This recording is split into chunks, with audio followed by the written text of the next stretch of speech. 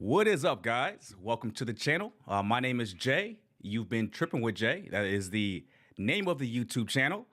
And you guys are falling in. Hopefully, we got a few people in the stream already. So if you are new here and you love live streams about finding out about people's journeys on how they relocated to a different country, different continent, different city, and how they did it and why they did it, make sure you're subscribed and you hit the bell notification when you will be notified of new videos coming out. But let me actually cut to the chase, guys. After I want to say thank you guys for coming into the live stream. And I want to, first of all, do a great intro for our special guest today. So,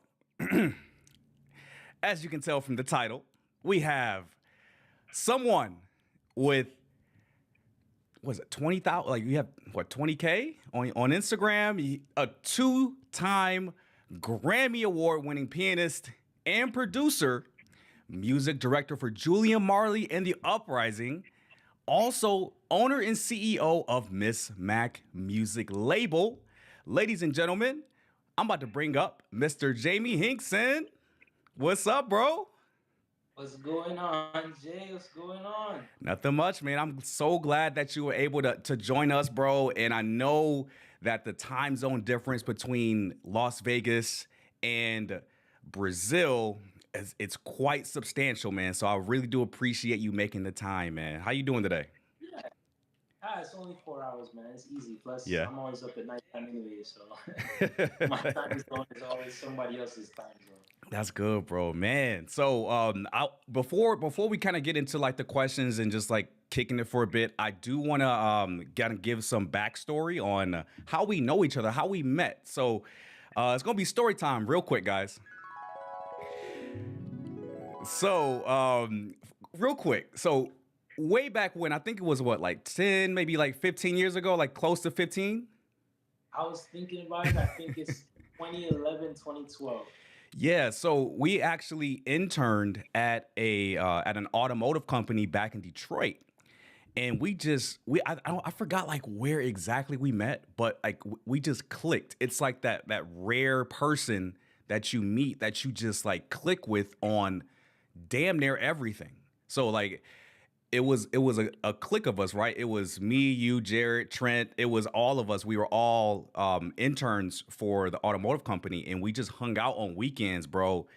And we had so much fun, man. Some nights I can't even remember, right? So, Did you go on that Caribbean trip? bro, see, I was gonna Yeah, get you to I was gonna get to that trip, bro. I was gonna get to that Carabana trip.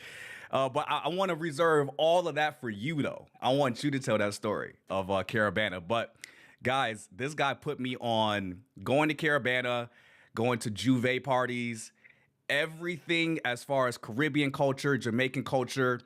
This guy has been the guy to introduce me to everything. And then when I say everything, I mean everything, y'all. So I kind of did a little intro at the beginning of the episode, but I want people to really get to know the real Jamie. So, Jamie, give yourself an intro, introduce yourself to the audience, let them know who you are, bro. Hi, everybody. I'm Jamie. I do a lot of things, and I have a lot more things I want to get done. That's the gist of it, really. I'm a musician. I love music. That's my passion, my love. So I'm trying to use music to spread this positive thing to as many people as I can. All you people here listening, I got family and friends on the podcast. Gotta thank Jay for having me here. And yeah, I was thinking before this podcast how me and Jay met. So I guess we can't say the name of this automotive company because I see you strategically just saying automotive company, but we work for this prestigious American automobile manufacturer. Uh, I got an internship. Actually, a funny thing about the internship, a lot of people don't know, I lied on my resume to even get that internship. So this great automotive company that everybody wanted to intern with is from Detroit, and I'm all the way down in Florida.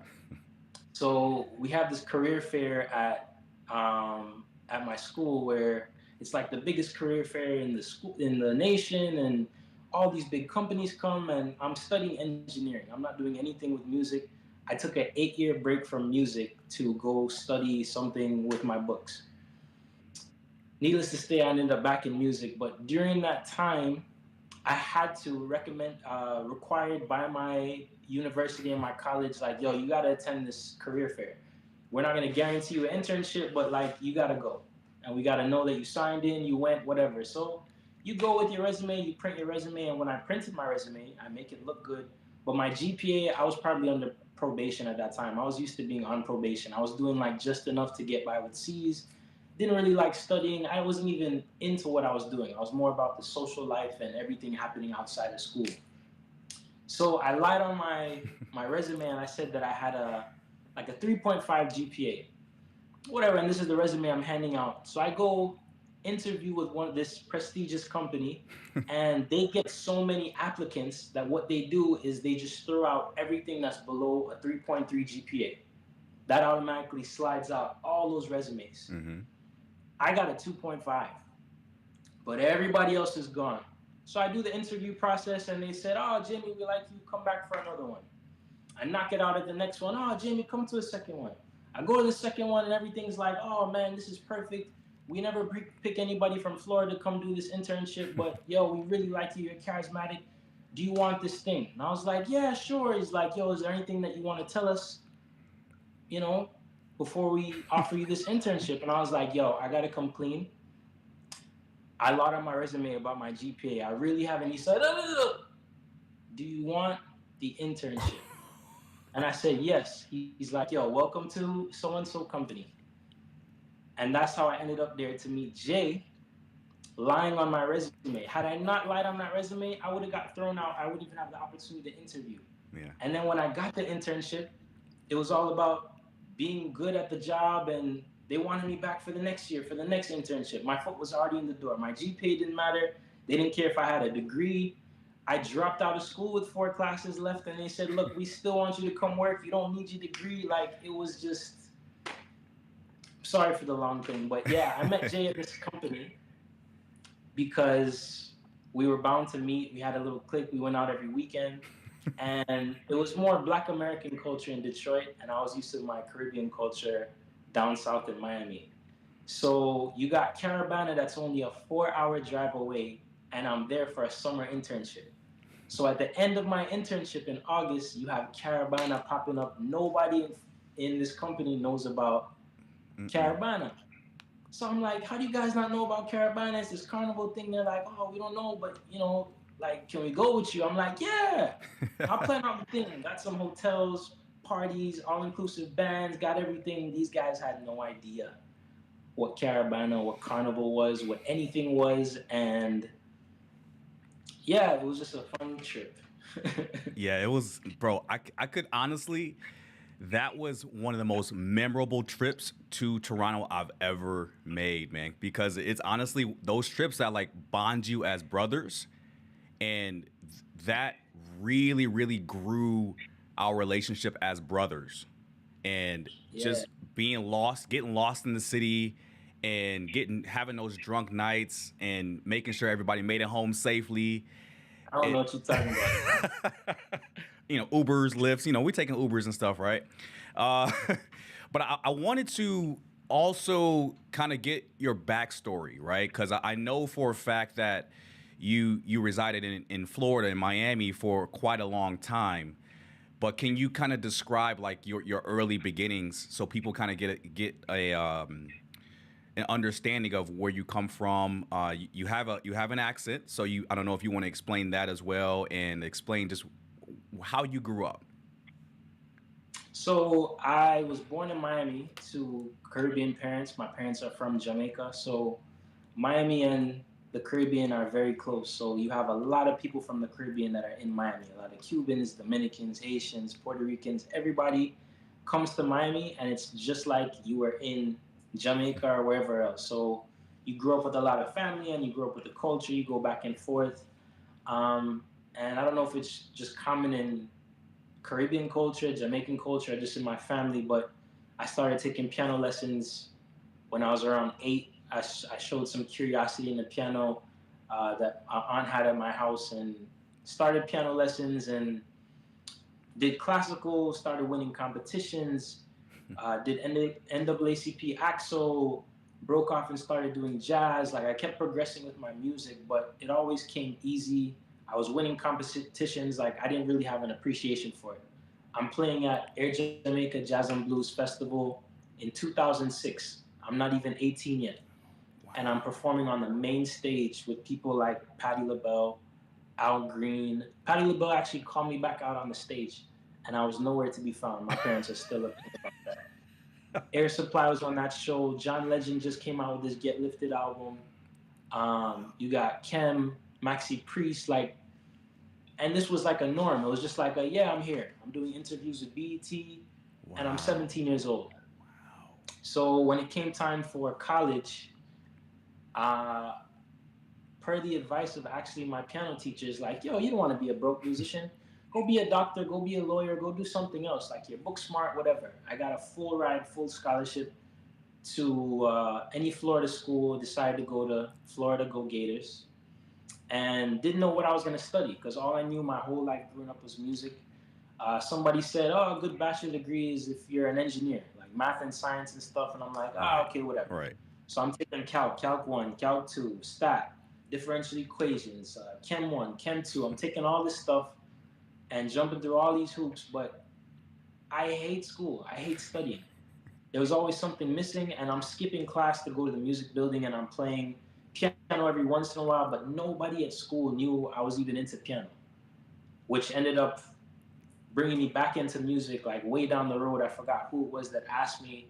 Like I have a piano in my room, Mhm. like in school, but nobody ever knew that I played. I started playing a little bit, and somebody's like, "Yo, you play piano?" And I'm like, "Yo, what kind of question is that?" Like, of course I play piano. Everybody on earth knows that I play piano, and I realized I had been away from music so long that nobody knew what I could do if I was done, if that was that. Yeah. And opportunity presented itself for me to record my first album in that college town, which made me restart my music career, which I will never leave again. Oh man, and that was the first album that like was on iTunes and everything. Yep, I 2013, remember. my Take Flight album. Yes, bro. I see. I That was right after four. Right after no, you're that good. You're good. After point. No, I remember that very, very vividly because that was literally the only album I've ever purchased on iTunes before. I And appreciate of course, bro, I always support, man. I even will send you like a WhatsApp message like when your music comes up in my Spotify. I'll be like, bro, it. like Yeah. how did your music come up again? Like it's just everywhere. And I just love. I think it was the Michael Jackson cover on the first album. That, yes, bro. I was like, yo, this is so fly. And then you started adding in the reggae on it too with the, bro. Guys, if you haven't listened to any of Jamie's songs before, they're so good, man. And we do have a comment. We do have a chat. I'll read it because I don't believe you can see it. It's from Urban Rasta Man. He says, "My Yee. favorite, Jamie. Let's go, bro." Yes, my bridge with Dwight Dale in Orlando, Florida. Big up the Urban Rasta man. Always a big supporter. He's one of my subscribers on Instagram. Like, just one of those people that found me online and just instantly became family. Like, he just drove down with his entire family to come see my show, my last show in Miami before I moved to Brazil. Like, yo, Wow. big ups to Dwight Dale, Urban Rasta man, every time. Yeah, man. That's dedication, bro. That's a really, really good fan base or like support group to have because they'll Yeah, follow you anywhere. That's really awesome, yeah. bro. All right, man. So I really want to get down to the meat and potatoes of the conversation, man. So, like myself and probably a whole bunch of people that are going to be watching this podcast, we need to know. We'll ask like why you moved to Brazil later, a little bit later, but I want to know how did you first discover Brazil and what was your experience when you first uh, traveled to Brazil? So my first time to Brazil was actually World Cup 2014. Um, But that was just a real quick fun trip. I was in Rio. I didn't really get to experience the real Brazil because it was just a hype time with a lot of people that speak English. Like, Yeah. but it was like a fun time. Fast forward a year later, I go officially my first time, which I call my first time, to Salvador, Bahia, Brazil. I have a brethren that I met while recording this Set Take Flight album in 2013. This random Brazilian guy comes into the studio and was like, "Hey, I do samba and I mix reggae. Can you help me mix these two together?" And I'm like, "Yeah, sure, that's so interesting." This brethren of mine, Victor Souza, Makahege Samba, brought me and a band to his hometown of Salvador, Bahia, Brazil, that he only spoke about. Didn't know anything about this place until I came there with a local.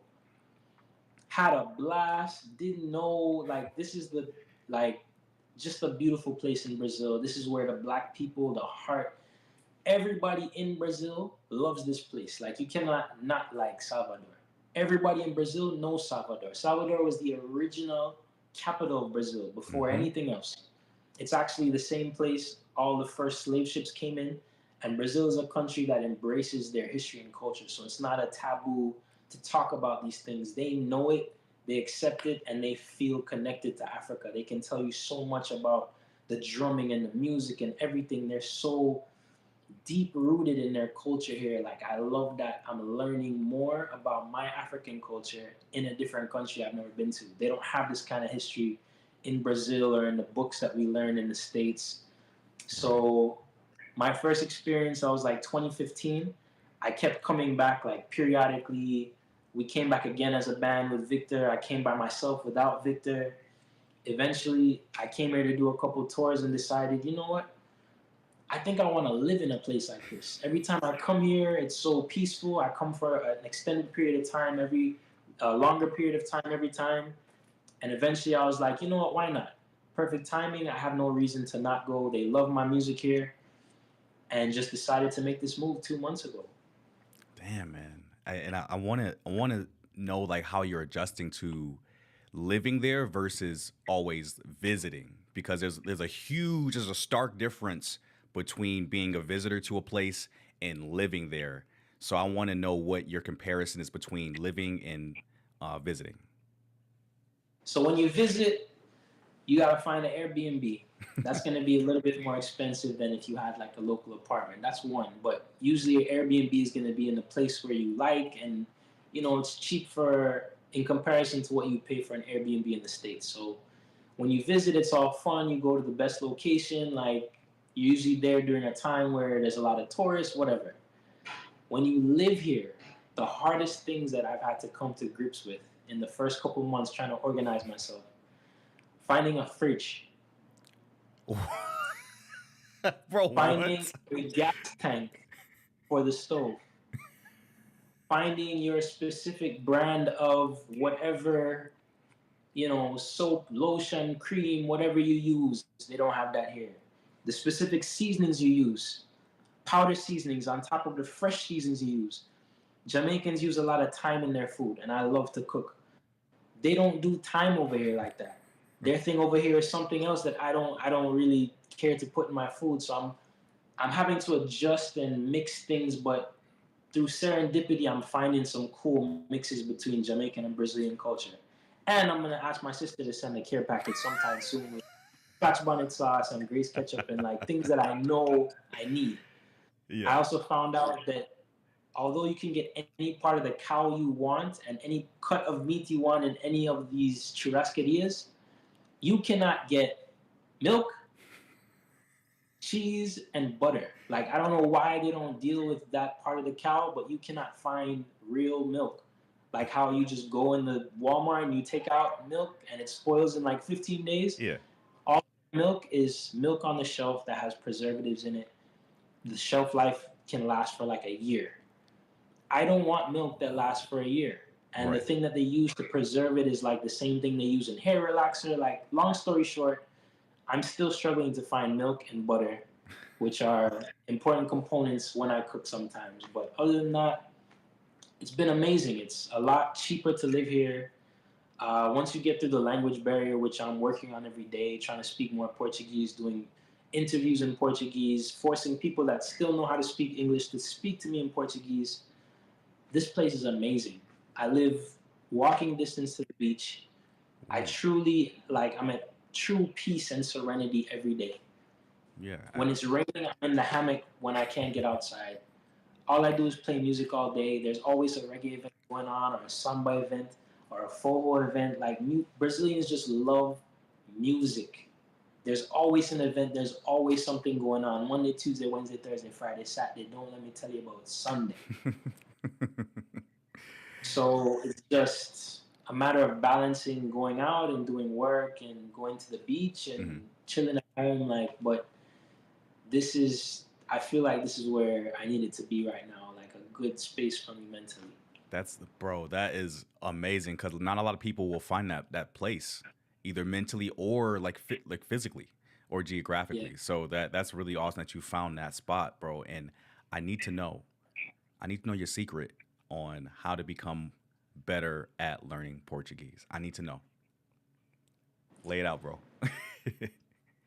You just have to submerge yourself in the culture. Like I realized people ask me all the time, like, how'd you learn how to speak Portuguese? And I'm like, it's only when I'm in Brazil that I get to speak Portuguese. And they're like, oh, well, how long have you lived here? I'm like, well, 2 months. And they're like, well, how many times did you come before? I'm like, like, 5, 6 times. And they're like, yo, and you're speaking like that.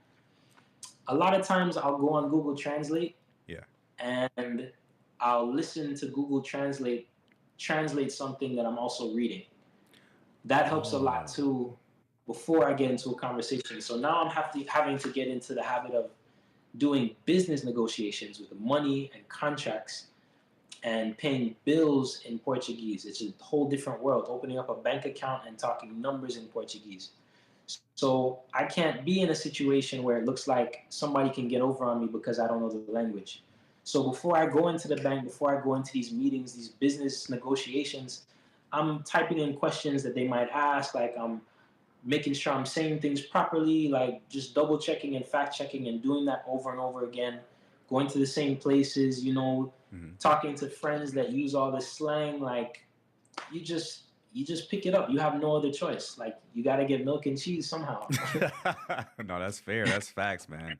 Um, I also wanted to ask, bro. This is probably pretty important, and it's probably going to be informational for the people that are watching, especially my Americans that want to move to Brazil.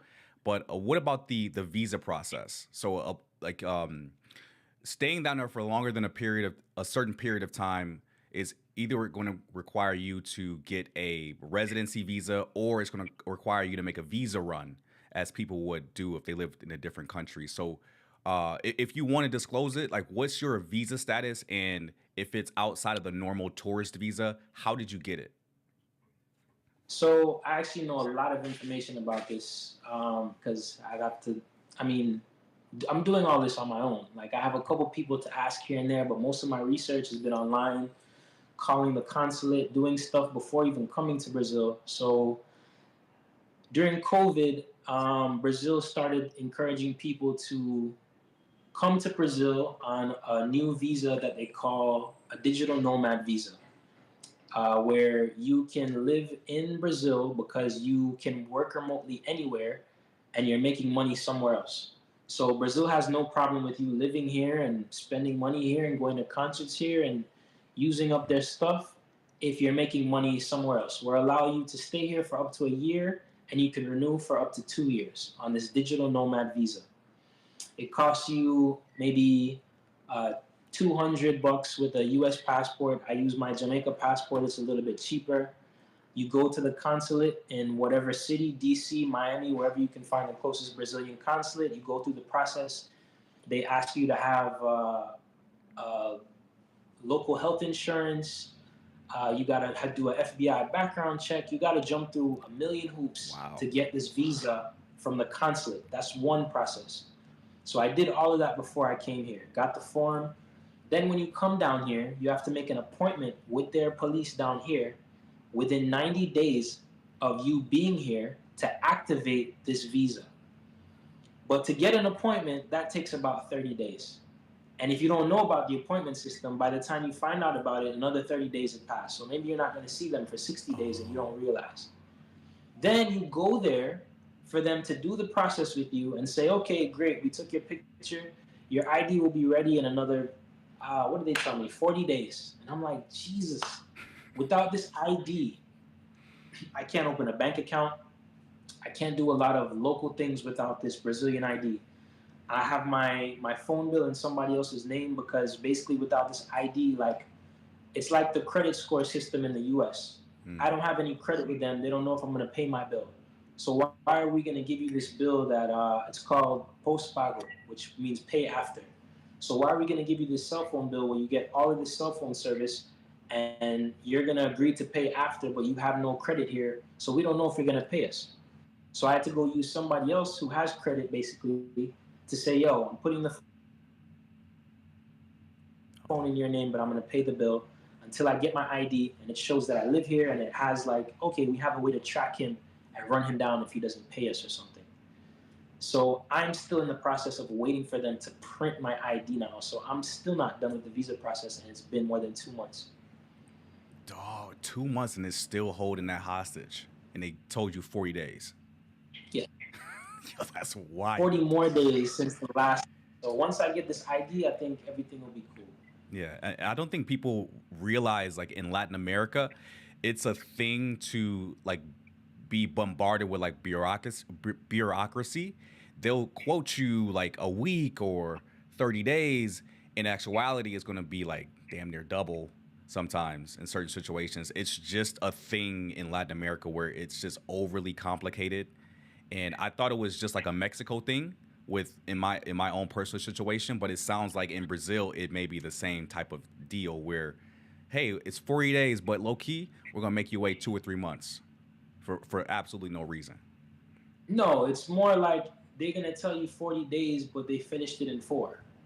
And your ID sitting down for days, and because you can't get an appointment to go there and pick it up on the 40th day, you can't just walk in and pick up the ID that's just sitting on the desk ready for you. Yeah, That part is the part that I don't like. You got to make an appointment to do the smallest little things where it's like, I can't get an appointment for 30 days. Can I make all of my appointments one time if you already know it's going to take this time and this time, but they space it out where it just takes forever to get this ID. But once I get it, I have no reason to ever go back there until it's time to renew in a yeah, year. So yeah. it That's is good, what it man. is. The initial process of moving, you know.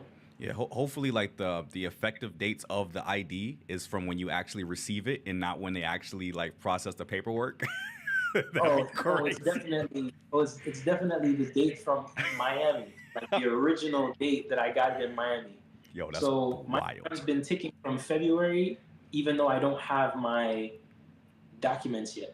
Okay, okay, man. Hey, if you need it, you need it, right? So I totally Yeah. get that, bro. I shit. I have a lot of personal questions, and I have some on the side here as well. I think one of my last personal questions, man, for the audience, for that one guy that wants to move to Brazil or move to Latin America, period. What type of advice would you give someone that's aspiring to move, but they have maybe like they have a job in the US that they want to leave and they're not ready to leave financially. So on the financial portion of moving to another country, what type of advice can you give somebody like that wants to move but they can't right now? And it can be like yeah, go ahead. My bad. Go ahead. You can move right now. Your own limitation is the reason why you feel like you can't move. Like people will hold on to certain crutches and say this is the reason I can't move, but it's a safety net issue. People don't want to move even though it just seems like, oh, Thailand is so much easier and cheaper. Like why can't I? Oh no, I can't do that. Brazil is so much cheaper and easier. Oh no, I can't do that. Like you psych yourself out because it's not the norm. Your friends aren't doing it, your family isn't doing it, you don't have many examples of people that are doing it. So it looks like a wild thing when somebody like me just moves to Brazil. Most of my family and friends are just like, bro, how are you doing this? And part of the reason I moved is because it's significantly cheaper to live here. My money can last longer. Yeah. I happen to work with an artist that doesn't work often. So this money has to stretch. So aside from the fact that my music is thriving here, I needed my money to stretch longer. Like I can invest in Brazil. I can do things in Brazil that I wouldn't be able to do in the States. But my money goes so much further here in Brazil where if you're a digital nomad and you find a way to be making US money, UK money, big money somewhere else, and you're living in a place like Brazil, you're going to be able to do so much more with your life. Yeah. Your cost of living is significantly cheaper, so you're eating healthier. You can afford to do the things that you just couldn't do. All the excuses you make to not be healthy or you're not going to that organic Whole Foods, you're getting everything fresh here. You're buying the most expensive thing here, and you're still not scraping the surface of what you make. So the opportunity to move to a place like Brazil was a no-brainer for me, and I happened to be in a situation where I could move, and I've realized that anybody can move and anybody could do this. It's just they're afraid, and I understand that too because that's the norm. Yeah. I was afraid to make this move, but I decided to jump off of that cliff, not knowing what's gonna happen. Yeah, congrats, big congrats to you, bro. Because it's very difficult to kind of uproot your life and move to a foreign country where you may have a few friends, but you're kind of like leaving your core group of friends in a specific city or a specific state and family too. So I could understand like you really have to think about moving before you do it. But if you want to just do it, just do the damn thing, make the plan, and make the move. Some people are Yeah. scared, bro. So it's a real thing. And I wanted to really focus on your music in the next portion here. So while living in Brazil, bro, um, what inspires you? Oh, do we? Okay.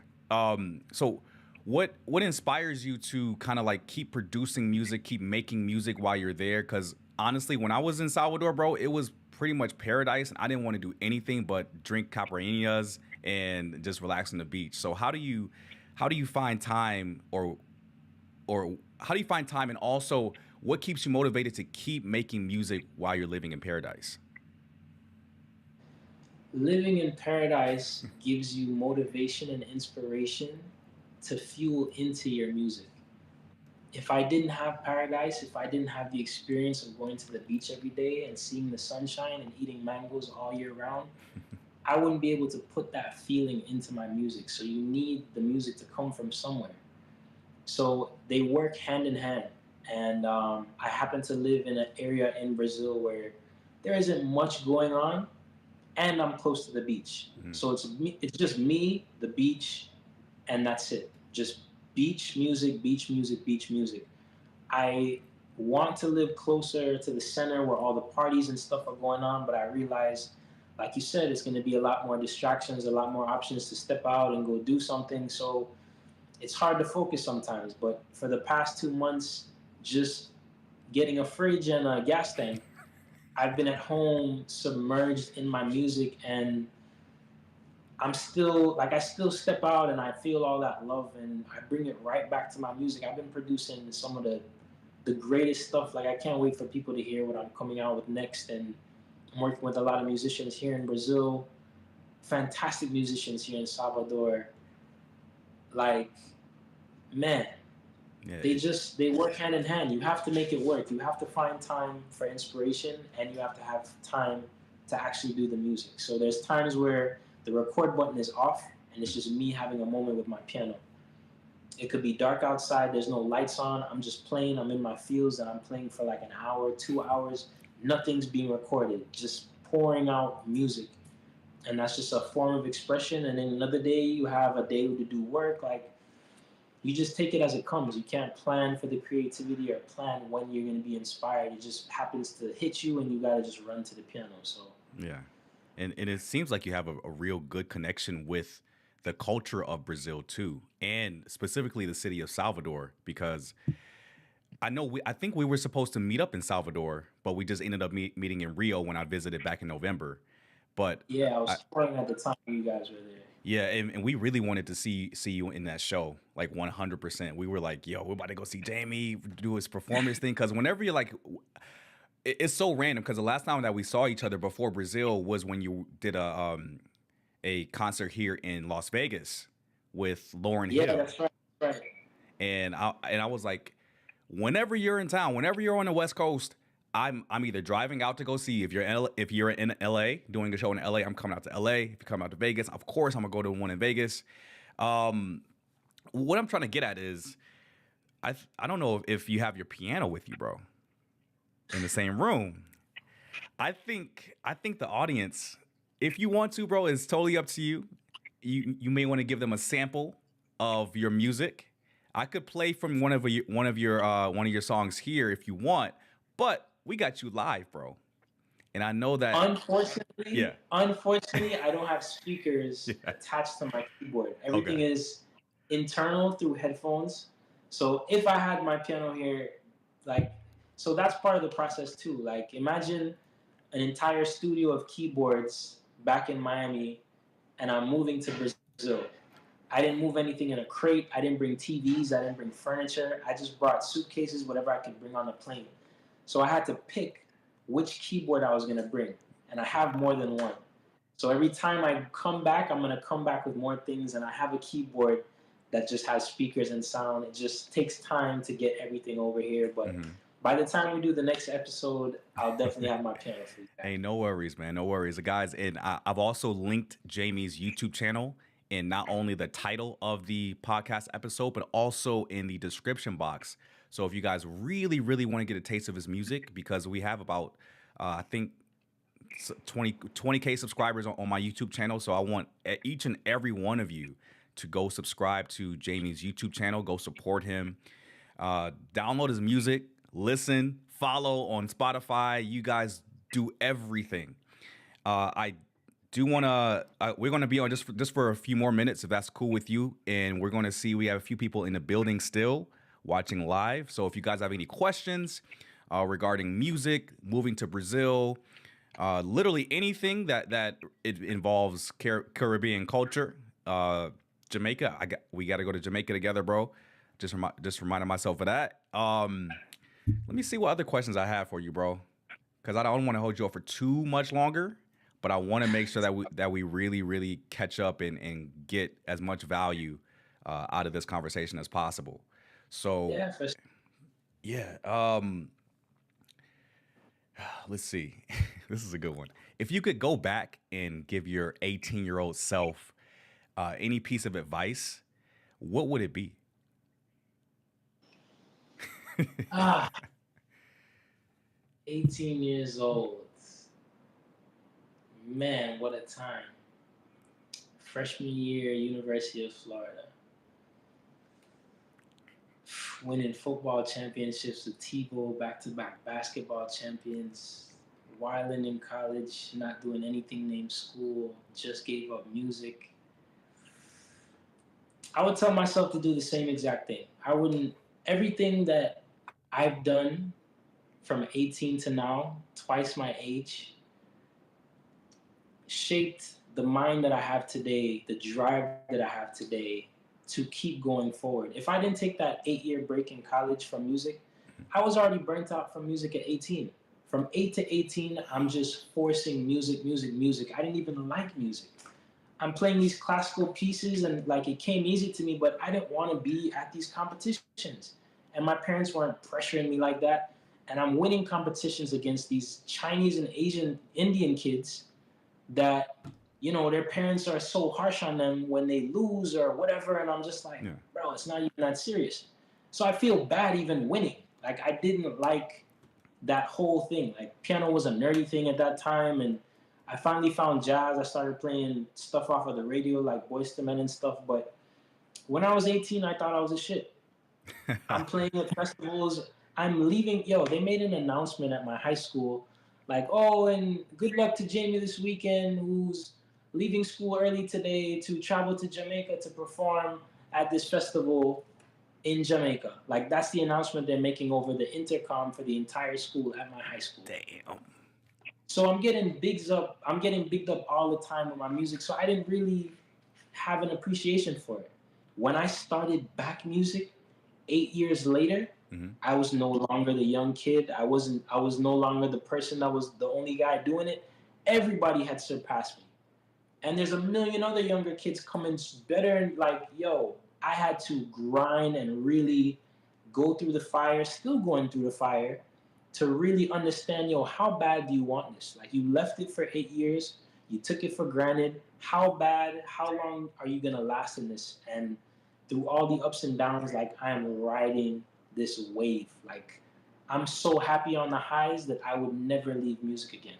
But I needed that break. I needed to go work for a boring automotive company to know, like, yo, this isn't for me. It's not about the money. I could have made some good money with that automotive company. It was easy. I was coming into work at midday because they would give me work for a week that I would finish in a day. Just because the old lady supervisor I had couldn't do it as quick as me. She wanted me to underreport to her manager so that she didn't look bad that I was finishing work so quick. So I finished my work in a week, and for a week in a day. So what do I do for the rest of the days? I come in at half day after going to Benihana.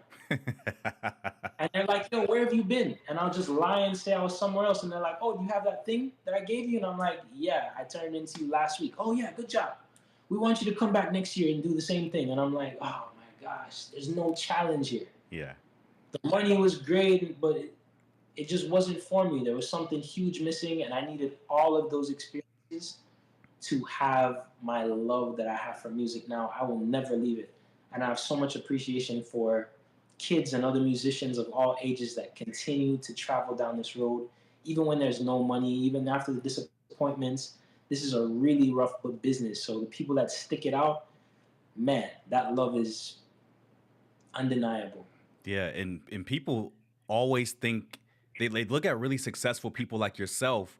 They think it's just up, up, up, up, up, up, boom, success.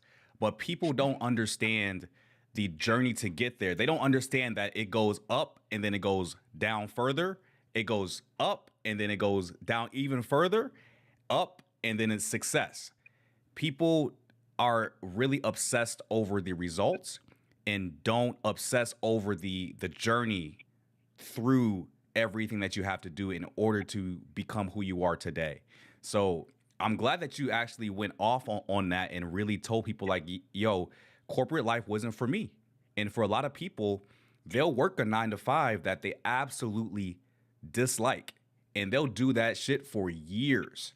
And they'll be like, you know what? What if I had a went all in on music? What if I had to just got that keyboard and just moved to Brazil and had a great music career? What if I had to just make that jump, that leap of faith? And you are living proof of someone that doesn't have to live with the what ifs.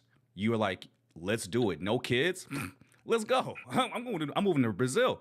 Well, all the baddies at. But we'll get to the ladies in a second if you want to talk about that, because we're going towards the end of the episodes. But um, you just saying that, bro, I'm going to clip that part of the podcast and repost it, because a lot of people need to hear that, because people always quit or they stop working towards their goals when they fail the first time. And success is composed of multiple failures over and over again, and just being being shit on at every step of the way, and they don't know how to rise back up and become that success. But The real problem with success is that success is defined by the person that's looking from the outside. So people might think I'm successful now, but my aspirations are so much higher than they can fathom. So I might not feel successful because I'm thriving, I'm striving to get to this other place. Everybody else is looking like, wow, but you did this and you work with this guy and you got a Grammy, and I'm like, yeah, none of that stuff means anything to me, and people would never know what true success is for me. What do I define as success? What do you as an individual define as success? A lot of people let other people define their success. right. Oh, that's what I need to do to be successful. Oh, I could go get that. Let me do this. Oh, see, I'm successful. Look at me. No. Success is something that you have to define for yourself. You got to be honest with yourself. Can you live a life without money?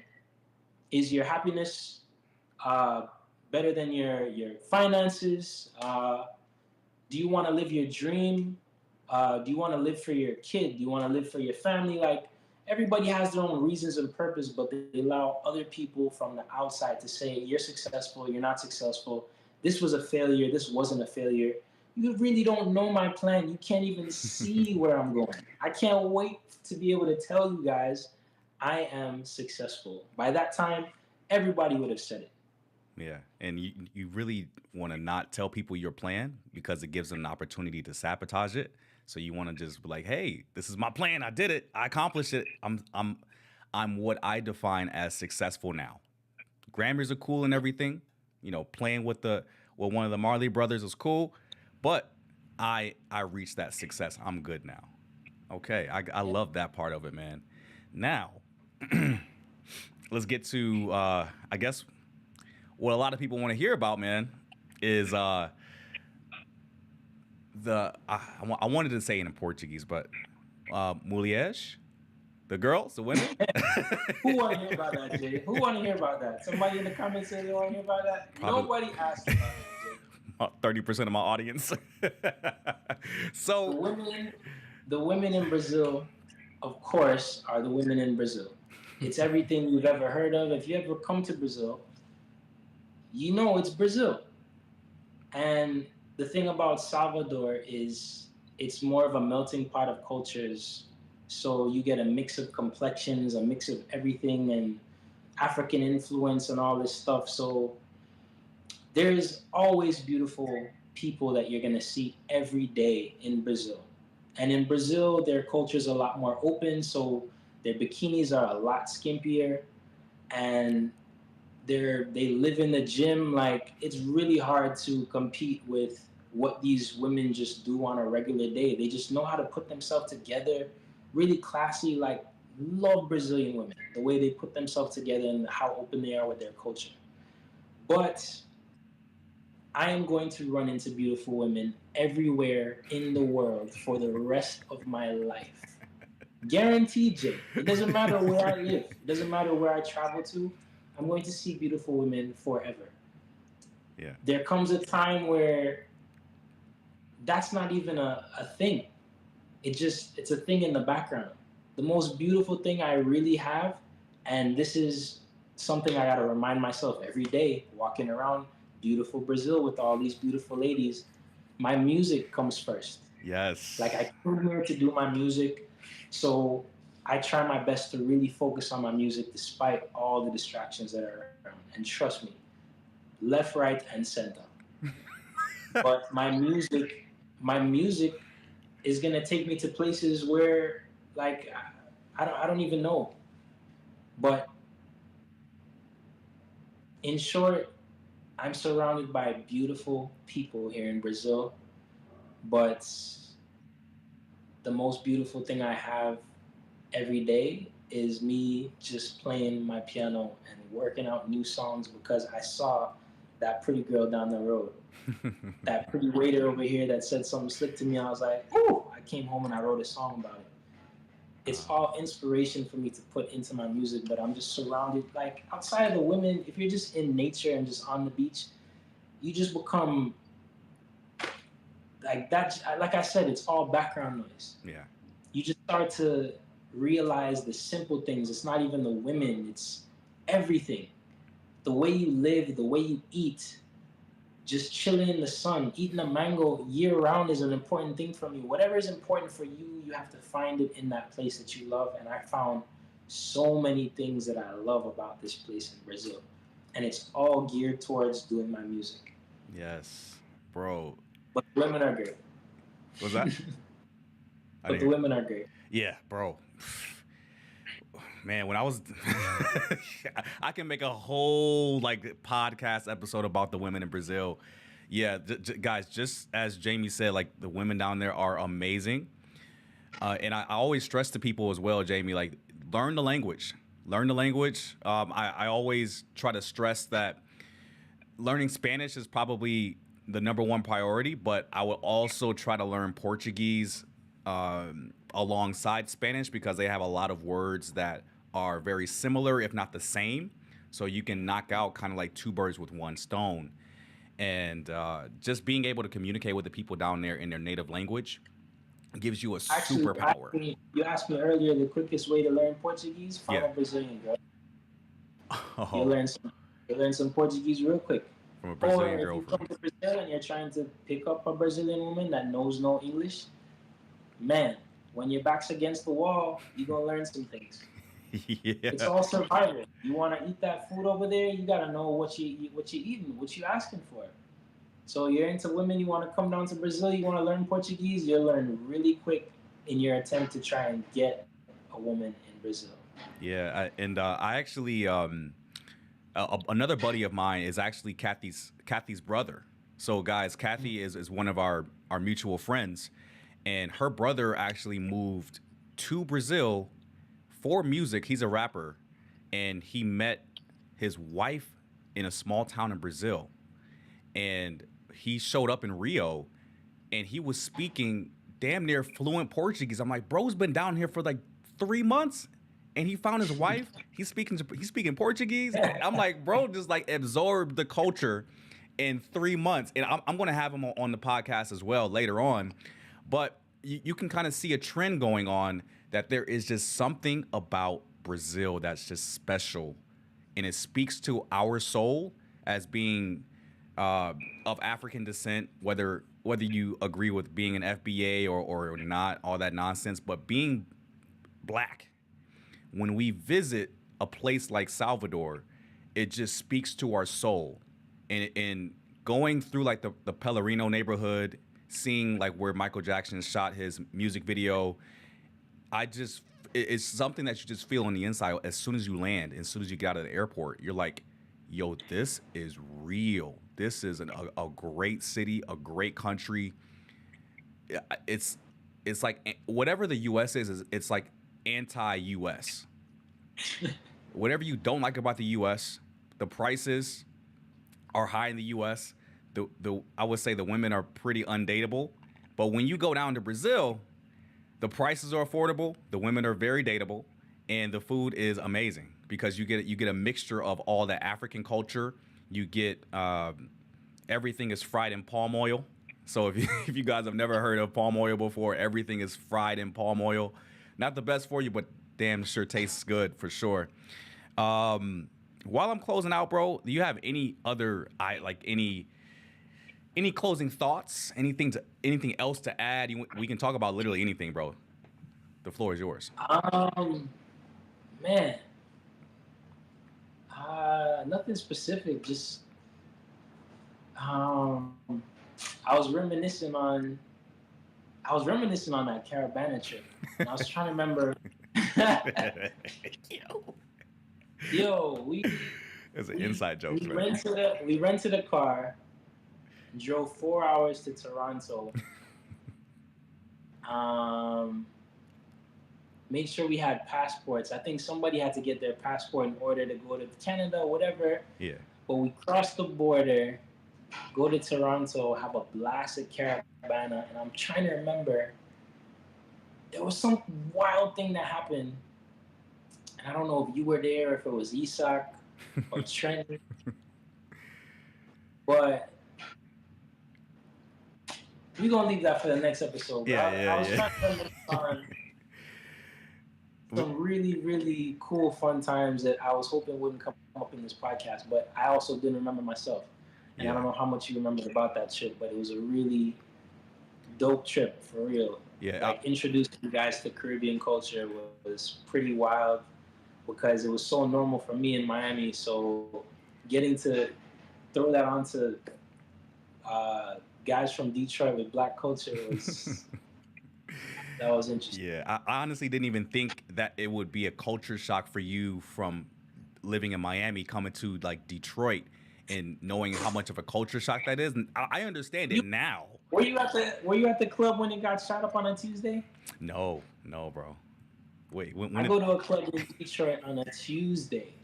I think it was me and Eastside. And yo, Jay, this club in Detroit is packed, like shoulder to shoulder, just hot, packed like sardines. In this club, whatever, whatever, and in the middle of this party, like 6 shots ring out. So everybody gets low, and I'm with Isak, and Isak's trying to run for the door. And like I grab him by the leg and I yank him down. He's panicky. He's like, yo, we gotta go, we gotta go. And I was like, Reggie, chill out. You're gonna go run through the same door the shooter just ran through. So imagine you're the shooter and you run out of a door Yeah. and you hear the door, somebody ran out behind you. You might turn around and like, yo, chill. The shooting is done. Just chill. The lights turn on, blood on the floor, whatever, whatever, whatever. The cops come. I was like, all right, the cops are come. We can safely leave now. There's nobody coming to shoot up the place. But this was a Tuesday in Bro. Detroit. And that was the time when the recession hit. There's buildings on fire. Like Detroit was not the place. Yeah. Like everything was completely different. And then not to mention we worked in Dearborn, which was like what is that culture where they Muslim. Muslims. yes, it's Yeah. the most populated city outside of The Middle East. in the states with Muslims or something. So it was definitely a culture shock to be there, which is why I spent all my money to go back to Florida every weekend. I didn't even I know you went did that. back to Florida to spend my birthday. Went back to Florida any chance I got. Like I would spend the money I was making with these people that we worked with, and I would go back to Florida every time. I did not want to be there, and I was like, I'm supposed to do this for the rest of my life, Mm-hmm. and I'm gonna keep making more money, I guess, and I'm gonna buy that house, but this is where I'm gonna live. And you guys got snow. Mm-hmm. Huge culture shock for me, man. I'm so glad that that's what I'm not doing right now. That yeah, yeah. I'm glad too, bro, because you just never know what you can become if you just go and chase that dream, man. And a lot of people don't have the courage to do it, and you definitely have like the utmost courage to do it because even though like people on YouTube, like travel YouTubers, they say like, oh yeah, I relocated out of the country. That's a very small percentage of us, right? So people always see that they think that's like every black person that has a YouTube channel is freaking living overseas or something like that. But it's actually a very small percentage of us doing it, and the rest of the people want what you or I have, being able to live in a different country for a specific period of time or relocating entirely. So you are living the true dream, man. You are actually like you have boots on the ground, roots down there in Brazil. You're not just there for a week or 2 weeks or a month or two. You're not doing like passport bro stuff down there. You're actually down there absorbing the culture, getting to know people, networking, learning the language, which I always stress to my audience is to learn the language, absorb the culture. Don't just go down there for chicas, for girls. Go down there and really get a sense for the culture of a new place. The type of people Brazilians are, they're such genuine, passionate people. Yeah. You have no idea how much they appreciate that I am trying to learn their culture. Like, they have gratitude for me trying to learn Portuguese. When I go to like Paris and I don't know French, they automatically think I'm American and they just get mad snobby and they just don't want to help. Like, you don't speak French, like, get on my face. Yeah. Brazil, I'm here struggling, speaking half Spanish, speaking in English, this whole gringo thing, and they're just staring into your mouth like, yeah, keep going. And then when you're done struggling to say what they understand you're saying, they're like, man, you speak very good Portuguese, man. And they're very encouraging when you know you sound like garbage. Yeah. So they've been like that from with me from day one. It hasn't been like an embarrassing thing. They're just like a keep trying culture. I'm at my show speaking to them in Portuguese and apologizing for my bad Portuguese. They're like, no, you speak so great. They're just so encouraging and genuine. So me learning their music and learning their culture has gotten me even further with them because they realize that I really love to be here. Mm-hmm. I'm not here for your women. I'm not here to rape the culture. I'm not here to steal money. I'm not here to take advantage. Like, I really love and respect this place, everything it has to offer. Like, I'm an observer right now and just appreciative of watching people genuinely happy every day. They have significantly less than most of the people I know in the States, and they're so much more happier. You still got kids running around outside. Like it's beautiful here. Yeah. Amazing just to watch people genuinely live life. Families are together, like they have this bond and this thing. Man, it's a beautiful thing to see. Think something that I would never expect I'd be able to have if I lived in the States. Yeah. Yeah. No way. And a lot of people really don't understand what you just said unless they see it for themselves firsthand. They can watch YouTube videos and up until they're blue in the face, but it's only until you actually see it and you experience it is when like something clicks up here. Like, you're like, I get it. I get why they. I get why they're the way that they are. I get why they're so nice down here. I get it why the food is so good down here, and everything. And they just have to see it first person, and they're like, Yeah, oh, I got to move down here. It's like once you're yeah, exposed to it, you can't go back to the U.S. yeah, And when you go back to the U.S., you're like, what what is this, man? Everybody talking yeah. about politics, about what Elon Musk is doing, and that's the stuff that doesn't matter. And when you go to Latin America, Brazil, Mexico, where have you, you understand that the people down there, bro, like you just said, they make significantly less than we do as far as salary goes, but they're 10, like 4 to 5 times happier because they surround themselves with the stuff that actually does matter, like family. Eating, not eating alone, eating with a group of people, it can be complete strangers or whatnot, but just understanding that people matter way more than whatever else is going on in the world, like as far Yo, as politics goes. people say good morning when you pass them. Like Yep. you can't pass somebody without saying good morning. You can't help but help that person across. Like it's contagious. Like when you come here humble and you do as they do, like you just end up being a better person overall. And you're just like, wow, I've never seen this happen before. And when you're experiencing it and you see it, you realize, why can't I do this every day? That's facts, man. We do have one last comment here from the chat. I'll read it to you since you can't see it, bro. It says it's from someone named Gosh. Not sure if you know them personally or not, but That's my dad. yeah. Gosh says, "Nice show, Jay. Say hi to GP." Yeah, that's my dad tuned in. Oh, that's your One of dad. my number one fans. Like he's always tuned in for everything. I'm sure he spammed everybody to come watch this video also. Yeah, He has like a group chat on WhatsApp. He's that guy that sends out like every forward message ever. that's So awesome, man. when I send him something, it usually ends up to the rest of the family who ends up seeing it by chance as well. So big ups to my big promotional squad, GP in the building. Yes, sir. Yes, sir, man. And one last thing, man. That interview that you did in all Portuguese while you were down there, Yeah. I have to rewatch it, but the you seem like you're damn near fluent in Portuguese by the way that you speak. It's so surprising. That was a couple that interview was a couple months ago. Like I haven't done any interviews since I moved here 2 months ago, but Yeah. I'm speaking a lot better now. Like there's still Yes. things to learn. I'm still on Google Translate, going over little words. I'm still learning little slangs. And when you go to other cities, yo, people don't realize that Brazil is big like the US. So the same way you got a little style in Miami is different from the LA swag, different from Chi Town, different from New York. It's different from somebody in Atlanta, different from Texas.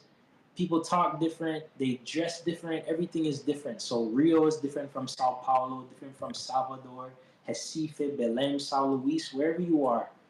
So everywhere has a thing different to learn, and it's a different culture. And there's places I haven't been to yet. Yeah. So I'm just learning the little bit I'm learning in this little area of Salvador. And it's going to be a different thing in Rio when I spend more time there. And when I travel, I get a little more of the culture. Different foods, also, like Yeah. just like the US. It's spread out. The place is huge. Everybody assumes, like, oh, everything in Brazil is just one little Mm-mm. packed in thing. Like, that place is, this place is huge. It's huge, man. I can agree. I can't disagree at all. I tell my audience, I'm like, Brazil is damn near the same, almost the same size as the U.S.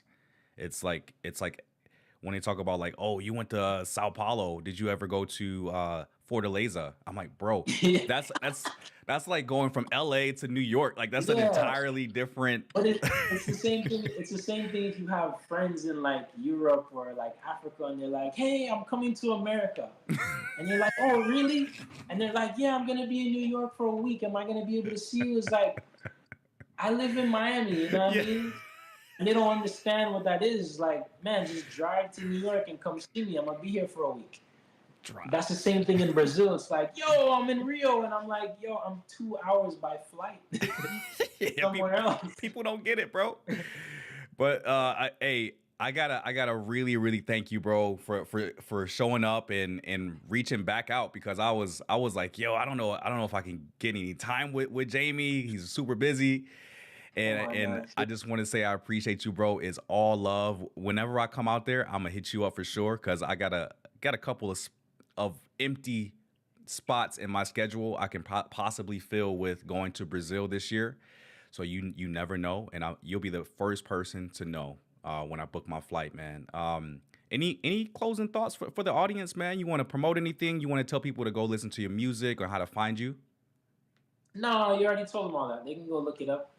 But I wanted to thank you for having me on this podcast because, yo, although this podcast is about me turning the camera on you right now, you were also at the same company and had the same opportunity as me to keep going on with this company, prestigious company that would award you if you just stayed there and you had tenure and you would get stocks and you would just keep making more money. And somehow you ended up in Vegas doing a podcast with me, and we're talking about how our stories did not pan out the way our parents, our families, or how we thought it was going to be written. So big ups to you. Thank you for having me on this podcast that's growing. You got more followers than I do on YouTube. Stop it, bro. So when you reached out to tell me oh, I want you to be on my little podcast, it's like, yo, your podcast is bigger than I am. So big ups to you and everything that you've been doing in the dark that nobody sees, the same way I do things that people don't see. Man, entrepreneurship and kind of doing what you want and making things work is so underestimated. Like people don't realize how much work it is. It's not a 9 to 5. It's 24/7. Hmm. Saturdays and Sundays. There's no days off. You decide when you take a day off, but that's gonna cost you. Yeah. Yes, So significantly. just like me, I know you know what it takes to really make these things blossom and make these things come to fruition. Like you have to water your own seeds and make this thing grow. So big ups to you, Jay. Thank you for having me on your podcast, my brother. Hey, my brother, for real. This is my real brother, man. This is my Jamaican brother. Hey, I appreciate it, man. Everybody in the audience, make sure you go subscribe to Jamie's channel. It's in the title, so it's very easy. It's a hyperlink, so you just gotta click Jamie's at right in the title of this podcast, and it's in the description box below as well. So make sure you guys go and show support. Go download his music. Go follow him. Go stalk him. No, don't stalk him. But make sure you follow his journey, man. I'm gonna start asking you, bro, to post more videos on YouTube about your life in Salvador. I'm gonna keep pressing you about that, man.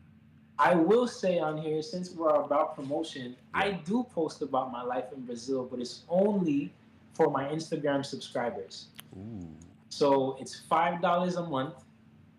When you think about $5 a month, think about what you spend $5 on daily. Like $5 ain't no scratch, but those are the only people I'm real with and I talk to. Like morning breath, wake up and be like, yo, what's up, guys? This is what I'm doing. I'm on the beach. I'm explaining everything that's going on in my life to my Instagram subscribers. It's like my way of venting because it's a small group of exclusive people. It's not about the money. I got a couple subscribers. Sure, it's extra money, but for some reason I don't post everything to my stories. I don't share, like, I'm a private person, but for this special group of people like the Urban Rastaman Dwight Dale, they're into what I'm doing off of the stage. And they always send me words of encouragement and just like mad love and support. So if you guys want to see more about my life in Brazil, spend $5 on me on Instagram, and I promise you'll love the journey that I'm on. You'll hear about my fridge, my stove, my gas tank, everything. My subscribers know the struggle. Yeah, man. Yes, guys, go look him up on Instagram. Go support fully, man. We are out here. We are making it happen. We are working hard. So go out and support Jamie. And that's gonna be it, guys. If this is your first time, listen. Oh, Urban Rasta Man got the last minute chat. Let's do it. Urban Rasta Man says, "Big up. This was a great interview. Thank you, bruh." That's good. All right, man. I just want to close out, guys. Everybody here. My name is Jay. Just want to introduce myself once again. My name is Jay. The YouTube channel is called Tripping with Jay, and we mainly focus on travel vlogs and live streams that not only educate you but also entertain you at the same time. And we just started a podcast, and this is episode 4 so far. So we are very, very happy to have our esteemed guest, Jamie Hinkson, once again. And guys, make sure you support. And that's going to be it from us. And make sure you subscribe to the YouTube channel as well. And I hope everybody has a great rest of your day. Peace. Big up.